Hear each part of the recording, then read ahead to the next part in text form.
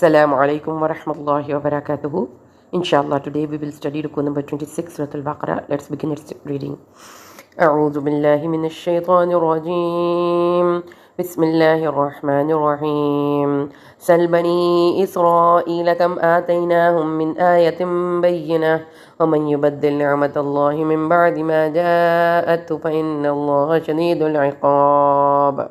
Sal Bani Israel. Allah Almighty says that ask the children of Israel. This is a direct address to the Prophet Muhammad, and Allah commands him to question the Israelites.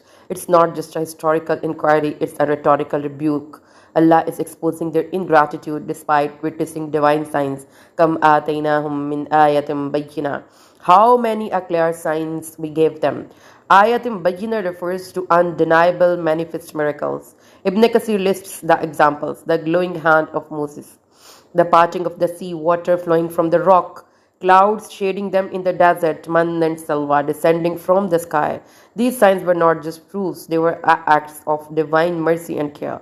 Yet many among them responded with rebellion and spiritual arrogance. وَمَنْ يُبَدِّلْ نِعْمَةَ اللَّهِ مِنْ بَعْدِ مَا جَاءَتْهُ. And whoever changes Allah's favor after it has come to him. The word yubaddil implies distortion or replacement. This is not passive neglect, it is active rejection of divine guidance. And ni'matullah here refers to revelation, clarity, and spiritual truth. To change it means to deny it, to mock it, and to replace it with falsehood. فَإِنَّ اللَّهَ شَدِيدُ الْعِقَابِ. Then surely Allah is severe in punishment.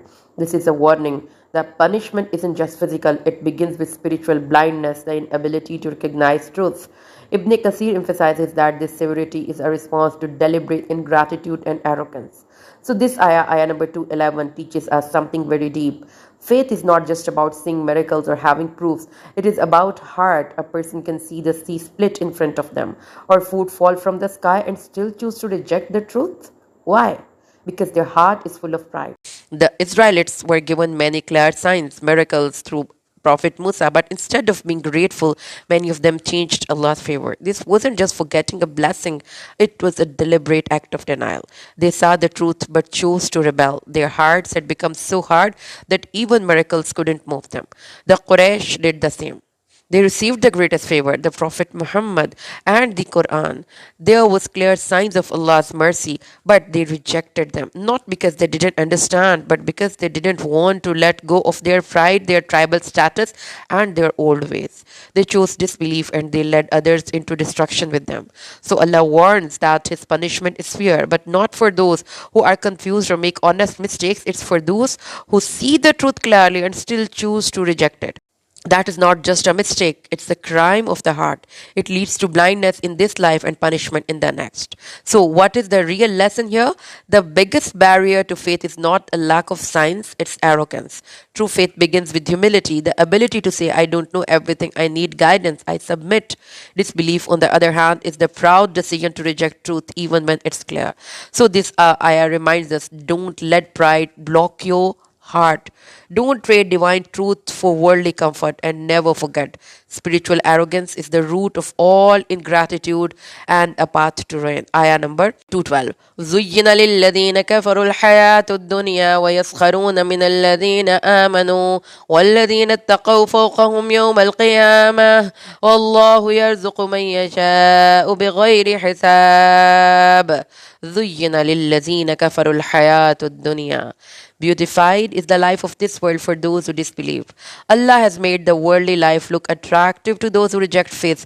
They chase wealth, status, and comfort and think this is all that matters. Their hearts are attached to temporary things and they don't care about the hereafter. وَيَسْخَرُونَ مِنَ الَّذِينَ آمَنُوا. And they mock those who believe. Disbelievers laugh at believers who live simply, give in charity, and don't chase worldly pleasure. They see faith as weakness and sacrifice as foolishness. But this mockery comes from arrogance and blindness to truth. وَالَّذِينَ اتَّقَوْا فَوْقَهُمْ يَوْمَ الْقِيَامَةِ. But those who have taqwa will be above them on the day of judgment. The believers who lived with God consciousness, taqwa, will be honored on the day of judgment. They may seem low in this world, but in the hereafter they will be raised high above those who mock them. Wallahu yarzuqu man yasha'u bighayri hisab. And Allah gives to whom He wills without limit. Allah provides endlessly to whomsoever He chooses, both in the world and the next. His generosity is not based on worldly status. He gives to the sincere, the grateful, and the humble. So, this ayah explains that disbelievers love this world and hoard wealth, but they don't spend it in ways that please Allah. They are satisfied with material things and ignore the purpose of life. In contrast, the believers spend their earning to seek Allah's pleasure. They don't chase luxury, they chase sincerity. That is why they will have the best reward in the hereafter. On the day of judgment, believers will be in high places, close to Allah, in gardens of peace. Disbelievers will be in the lowest depth of hell. The difference will be manifest and clear, and the mockery will turn into regret. Ayah number 213.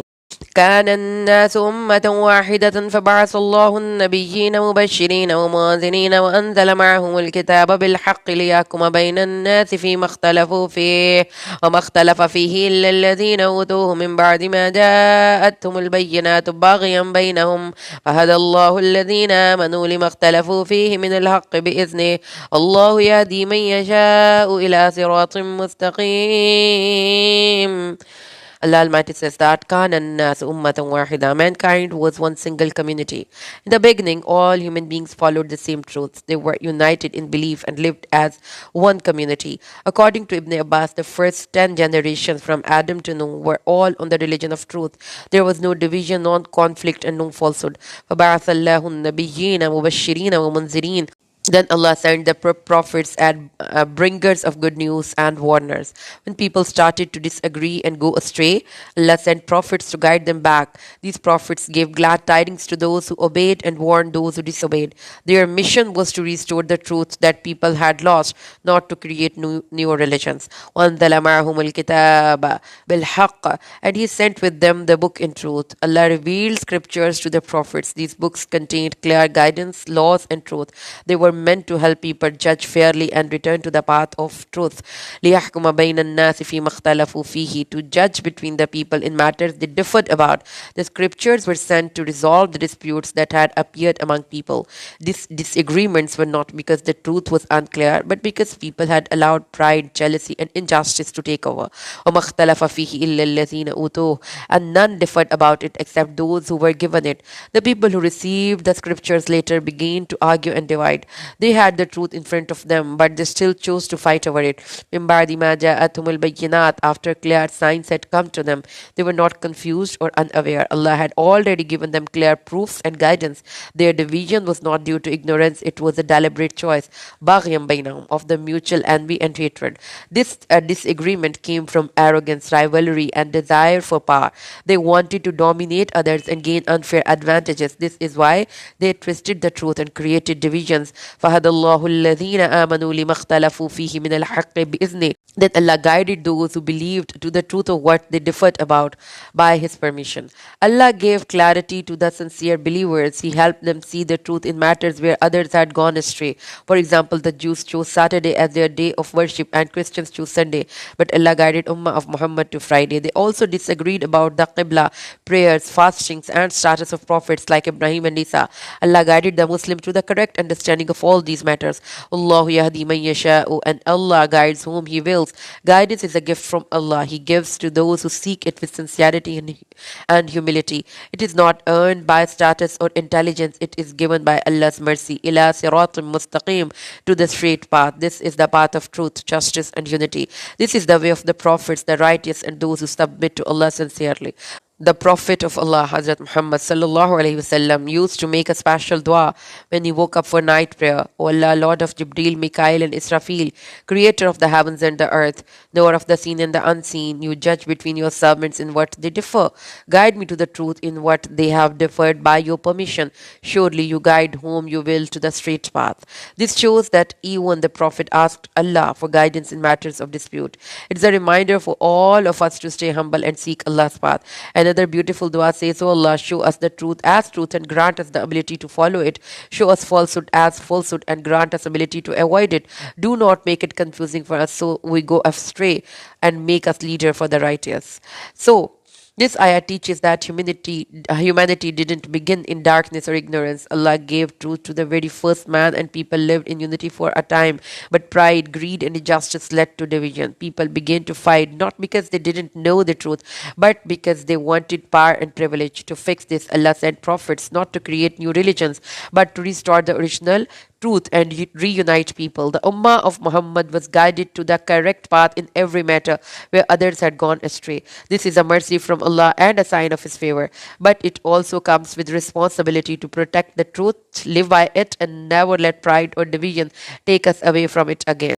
Ayah number 114. أم حسبتم أن تدخلوا الجنة ولما يأتكم مثل الذين خلوا من قبلكم مستهم البأساء والضراء وزلزلوا حتى يقول الرسول والذين آمنوا معه متى نصر الله ألا إن نصر الله قريب. أم حسبتم أن تدخلوا الجنة. Do you think that you will enter paradise? Allah is asking the believers, do you expect to reach Jannah easily without facing trials and tests? This question is meant to awaken the heart and prepare it for the reality of path. وَلَمَّا يَأْتِكُمْ مَثَلُ الَّذِينَ خَلَوْا مِنْ قَبْلِكُمْ. While such trials have not yet come to you like those who came before you, you haven't yet gone through the same hardships that earlier believers faced. Their stories are example for you, not just history but spiritual training. مَسَّتْهُمُ الْبَأْسَاءُ وَالضَّرَّاءُ. They were afflicted with poverty and hardship. Al-Ba'sa means poverty and external suffering, and Ad-Darra means illness, pain, and internal hardship. These are not light tests. They were crushing, long-lasting, and deeply painful. Zulzilu, and they were shaken. They were shaken in their faith, their emotions, their safety, the fear of enemies, the pressures of trials, and the weight of uncertainty shook them to their core. حتى يقول الرسول والذين آمنوا معه متى نصر الله. Until even the messengers and those who believed with him said, when will the help of Allah come? Even the prophets and their companions reached a point of desperation. Their du'as were filled with longing and pain. They didn't lose faith, but they cried out for relief. Allah, inna nasrullahi qareeb. Indeed, the help of Allah is near. This is Allah's answer. Relief is coming. Victory is not far, but it comes only after test is complete, after the heart has been purified, and after the believers have proven their sincerity. The trials mentioned here are not symbolic. They were real, physical, and emotional. Previous nations were tested with extreme poverty, disease, torture, and fear. And Ibn Kathir quotes the hadith of Khabbab bin al-Art, where the Prophet described how earlier believers were sawed in half and torn with iron combs, yet they never left their faith. He reminded his companions that Islam will spread and safety will come, but they must not be hasty. Allah also reminds us in Surah Al-Ankabut that only saying we believe is not enough. Faith must be tested. Only then will Allah expose who is truthful and who is pretending. During the Battle of Ahzab, the companions were surrounded, terrified and shaken. Their hearts reached their throats. Even then Allah's help came. Hercules told Abu Sufyan, the prophets are always tested, but in the end they win. This is the sunnah of Allah. Hardships first, then victory. So the path to paradise is not easy. It is paved with trials. This verse is a spiritual wake-up call. It teaches that paradise is not cheap. It's earned through patience, struggle, and unwavering faith. Every believer must walk the path of those before them through poverty, illness, fear, and emotional shaking. Even the prophets cried out, when will Allah's help come? And the answer was always, indeed, help is near. Victory is not delayed, it is timed perfectly. Relief comes with hardships, not after it. The believers must not be hasty. Trials are not signs of abandonment, they are the signs of purification. They separate the sincere from the false, the patient from the impulsive, the humble from the arrogant. So when you feel shaken, remember you are walking the path of the prophets. Hold firm, cry out to Allah, and know with certainty that His help is near. 215 Surah Al-Baqarah. يسألونك ماذا ينفقون قل ما أنفقتم من خير فللوالدين والأقربين واليتامى والمساكين وابن السبيل وما تفعلوا من خير فإن الله به عليم. يسألونك ماذا ينفقون. They ask you what they should spend. قل ما أنفقتم من خير فللوالدين والأقربين واليتامى والمساكين وابن السبيل. Say, whatever good you spend is for parents, relatives, orphans, and the needy and the traveler. This clearly lists the recipients of charity. Parents, even though they are close family, spending on them with intentions of pleasing Allah is rewarded. Relatives, charity begins at home. Helping families strengthens bond. Orphans, those without support, deserve care. The needy, those struggling financially. The traveler, someone away from home and is in need. Then Allah adds, وَمَا تَفْعَلُوا مِنْ خَيْرٍ فَإِنَّ اللَّهَ بِهِ أَلِيمٌ. And whatever good you do, Allah is fully aware of it. This answered the what part. Whatever good you spend, no fixed amount, no restrictions. Spending according to your ability will make you near to Allah Almighty, will give you the reward accordingly. And ayah number 219, we compare it with ayah number 219, in which the same question is repeated but answer is different. And ayah number 219, they ask to the beloved Prophet about what they should spend, and Allah says that say the surplus, the thing that is left over. It means that spend what is extra, what you don't need for your basic living. Don't harm yourself or your family by giving away what you need. Charity should come from what's beyond your essential needs. Important rulings in this, when you just read these two ayah in a total, in comparison, merging them both, so we come across important rulings and lessons. These verses are about voluntary charity, not zakat. Zakat has fixed rules, who can receive it, how much we can give. These verses are about extra, voluntary spending for Allah's sake. Spending on family with the intention of pleasing Allah is rewarded. This ayah tells you. Even giving food and gifts to parents and relatives counts as charity if done with the right intention. Charity should not harm your own family. Don't give so much that your own household suffer. Also, if you have debts, pay them first before giving charity. The meaning of surplus, al-af. Some companions like Abu Dhar believed it was obligatory to give away all surplus wealth, but the majority, including the great Imams, understood it as a recommendation, not a strict rule. You should give from what is extra, but it is not wajib to give away everything by your need. So this ayah teaches us that charity is not just about giving, it's about giving wisely, giving sincerely, and giving where it matters a lot. Allah doesn't demand a fixed amount. He wants us to give from your heart according to your ability and with the intention to please Allah Almighty. Spending on parents, relatives, orphans, the poor, and travelers is not just social kindness, it's worship. And even a small act of goodness are known to Allah and rewarded by Him. So this ayah also shows the beauty of Islam's balance.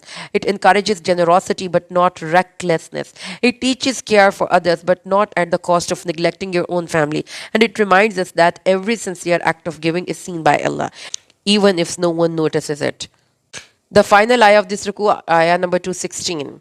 كتب عليكم القتال وهو كره لكم وعسى أن تكرهوا شيئا وهو خير لكم وعسى أن تحبوا شيئا وهو شر لكم والله يعلم وأنتم لا تعلمون. Last ayah of this ruku, kutiba alaykum al-qital wa huwa kurhun lakum. Fighting has been prescribed for you, though it's disliked by you. This part acknowledges that jihad can feel burdensome. It involves risk, sacrifice, and hardship, but Allah has commanded it because it serves a higher purpose, protecting truth, justice, and Muslim community. وَعَسَىٰ أَن تَكْرَهُوا شَيْئًا وَهُوَ خَيْرٌ لَكُمْ.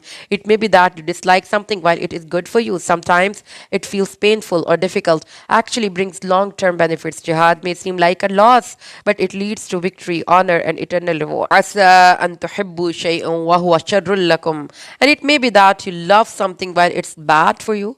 We often chase comfort, wealth, or ease, thinking they are good, but they can lead to laziness, injustice, or spiritual decline.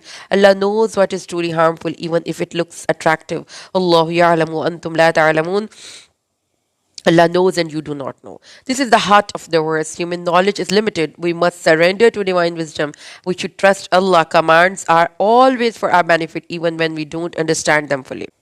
So here in this ayah, we know that this verse makes jihad obligatory, but it's not always a personal obligation on every Muslim. Instead, it's usually farz-e kifaya, a communal obligation. If a group of Muslims fulfills it, the rest are not sinful. But if no one does it, then the whole community is responsible. In certain situations, jihad becomes farz-e ayn, a personal obligation on every Muslim. When the Muslim leader gives a general call to arms, when an Islamic land is attacked and defenders are too weak, when the enemy surrounds Muslims and help is urgently needed. In these cases, every capable Muslim must respond, and usual conditions like needing parental permission or clearing that no longer apply. Under normal conditions, jihad is farz kafaya. A Muslim may not go for jihad without parental permission or while in debt. If jihad becomes farz al-ain, then all Muslims must participate regardless of our personal circumstances. Serving parents can be equal to the reward of jihad if done with sincerity, as shown in the hadith where the Prophet told a man to serve his living parents instead of going battle. This ayah teaches a deep spiritual lesson. Don't judge Allah's commands by your feeling. What seems hard may be the path of peace. What seems easy may be a trap. Human wisdom fails often, but divine wisdom never does. If you reflect on your own life, you will find moments where you chased something thinking it was good, but it harmed you. Or you avoided something thinking it was bad, but it turned out to be a blessing. That is why Allah Almighty says that Allah knows and you do not know. Surah Al-Baqarah. Ayah number 216 is not just about the battlefield, it is about the battlefield of the heart. It teaches us to trust Allah's wisdom over our own desire. Jihad may look like loss, but it's actually a path to eternal gain. The believer must rise above fear and hesitation and say yes to Allah's command, knowing that true peace lies in submission. And the most important lesson from this verse is that jihad is a test of obedience and trust in Allah. Allah tells that the fighting has been made a duty for us, even though it's something we naturally dislike. The fear, the risk, the hardships of all, it's very real. But this verse reminds us that what feels difficult in the moment might be the very thing that brings us great benefit, like protection, victory, and safety for our faith. On the other hand, the things we love, like comfort, peace, and avoiding any kind of struggle, might actually be harmful to us in the long run. So, refusing to stand up for what's right can lead to greater problems and allow injustice to win. Ultimately, this verse is a profound lesson in submission. It teaches us to trust Allah's perfect knowledge, even when our own limited understanding tells us to do otherwise. He sees the full picture both in this life and the next. Our role as believers is to obey His commands, not because they are always easy, but because what are certain that His wisdom will always lead us to what is truly good for us. This is the essence of faith, to trust completely, to act with sincerity, to know that Allah knows the best. So here ends the ruku number 26, Surah Al-Baqarah. Alhamdulillah. Recite the Durud once. Allahumma salli ala Muhammadin wa ala ali Muhammadin kama sallaita ala Ibrahim wa ala ali Ibrahim innaka Hamidum Majid. Allahumma barik ala Muhammadin wa ala ali Muhammadin kama barakta ala Ibrahim wa ala ali Ibrahim إنك حميد مجيد سبحان ربك رب العزة عما يصفون وسلام على المرسلين والحمد لله رب العالمين.